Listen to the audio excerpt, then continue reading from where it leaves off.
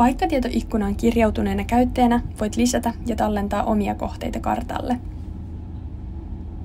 Kohteet voivat olla pisteitä, viivoja tai alueita. Jos haluat piirtää pisteen, valitse työkaluista Piirrä piste. Pystyt tallentamaan kohteen avautuneesta ikkunasta. Anna pisteelle nimi ja paina tallenna. Voit tallentaa yhteen kohteeseen monta eri pistettä, viivaa ja aluetta.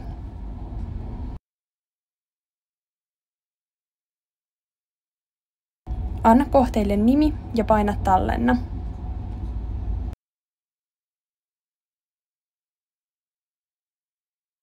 Jos haluat piirtää viivan, valitse vasemmalta työkaluista Piirrä viiva. Piirrä viiva klikkaamalla viivan aloitus- ja lopetuspistettä. Anna viivalle nimi ja paina tallenna.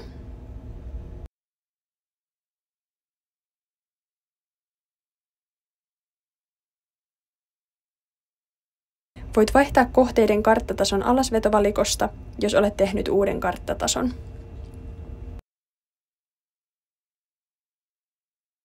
Jos haluat piirtää alueen, valitse vasemmalta työkaluista Piirrä alue.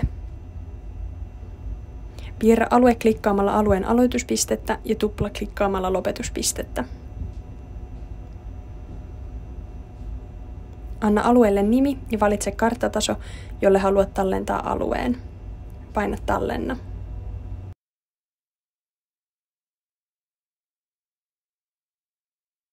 Tallennetut kohteet löytyvät omista tiedoista Kohteet-välilehdeltä. Siellä voit muuttaa kohteen karttatasoa ja nähdä, mitä kohteita olet tallentanut. Voit muokata kohteita ja poistaa niitä oikeanpuoleisista napeista. Voit sulkea omat karttatasot karttatasoista.